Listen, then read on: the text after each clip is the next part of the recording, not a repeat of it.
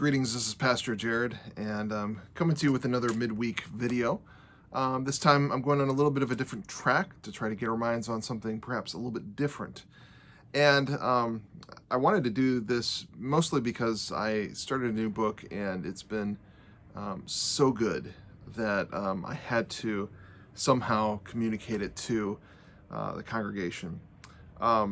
First, I'll preface this by saying I love to read older books. The Puritans.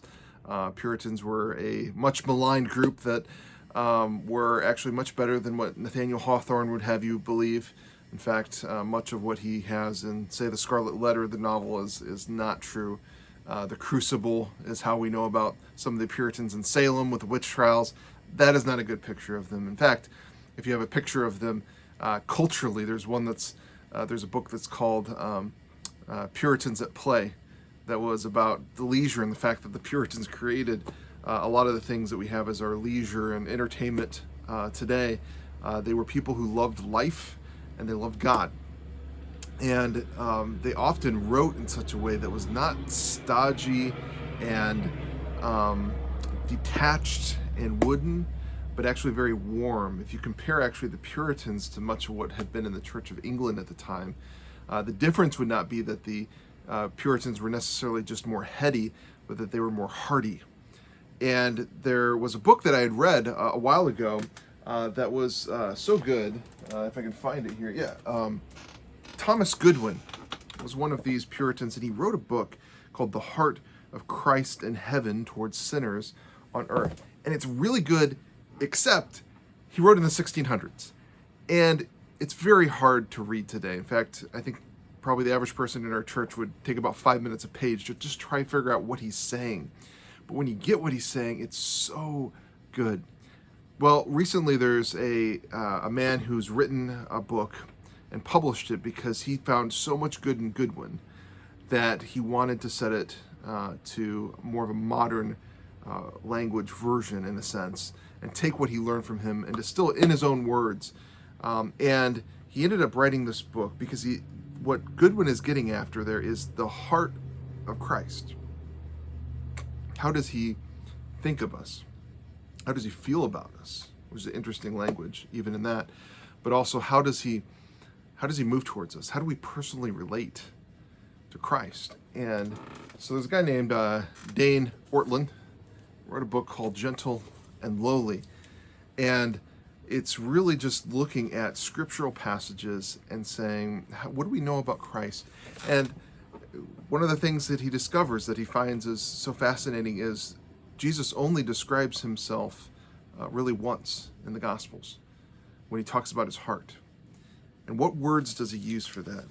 If you're reading along in the very first chapter, I'm not ruining anything. This is on the second page of the first chapter. He says, in one place in the Bible where the Son of Man pulls back the veil and lets us peer way down into the core of who he is, we are not told that he is austere and demanding in heart. We are not told that he is exalted and dignified in heart. We are not even told that he is joyful and generous in heart. Letting Jesus set his terms, his surprising claim is that he is gentle and lowly in heart.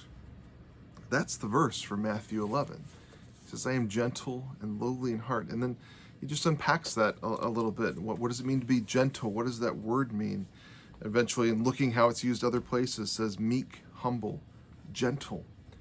Jesus is not trigger happy, not harsh, reactionary, not easily exasperated. He is the most understanding person in the universe. The posture most natural to him is not a pointed finger, but open arms. And then he goes on to that word lowly and ends up in saying, it seems like this word means, the point in saying that Jesus is lowly is that he is accessible. For all his resplendent glory and dazzling holiness, his supreme uniqueness, his otherness, no one in human history has ever been more approachable than Jesus Christ. No prerequisites, no hoops to jump through. The minimum bar to be enfolded into the embrace of Jesus is simply open yourself up to him. It is all he needs. Indeed, it is the only thing he works with.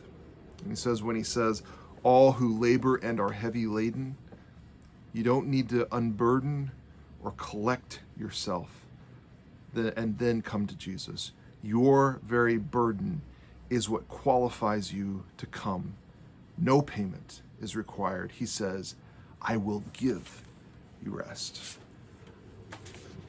The heart of Christ for sinners and sufferers is, so far, I'm only a few chapters into it. This is so good. And if you are a bit worn out, feeling a bit cold, whether it's by following earthly news or whether it's just worn out in your Christian life, this has been food for the soul. And so it's something that I not only want to recommend, we actually have just purchased a few copies. It was on sale, and so we purchased a few copies to put on the book table. If you're interested to read it, and you're going to read it, not just put it on your shelf, not sell it on eBay, it's available on our book table. Just pick one up and take it with you. If we run out, we'll get more because it's not very expensive. But we bought about 10 of them. And if anybody wants to take that, it is so good for the soul. If you're looking for something, I just need something that doesn't just tell me more things to think, doesn't just give me sentimentality with no basis, but puts together the deep things of Scripture and puts them together with that. And he's exploring this. He's not taking just a sentimental road with it. Talks even about the wrath of Christ and the fact that we can't ignore that either, and how to understand that. It is so good. So it's kind of going back to a book recommendation, but also just to dwell on that thought that when Christ sees someone who is suffering and is someone who is a repentant soul, somebody that is acknowledging their need, his first movement is towards them in compassion. And that's something that I think is a thought that we can dwell on and has been wonderful to open up in it. So Gentle and Lowly, if you see that book, pick it up and just take it with you on Sunday and dwell on that a little bit. Why does Jesus use those words to describe himself? What is the heart of Christ towards sufferers and sinners? So that's my little midweek encouragement to you, is from Matthew 11, as well as to pick up that book if you are at all interested in reading something that is beneficial to your soul, and it'd be a great way to spend your Sunday afternoon. So thank you, and God bless.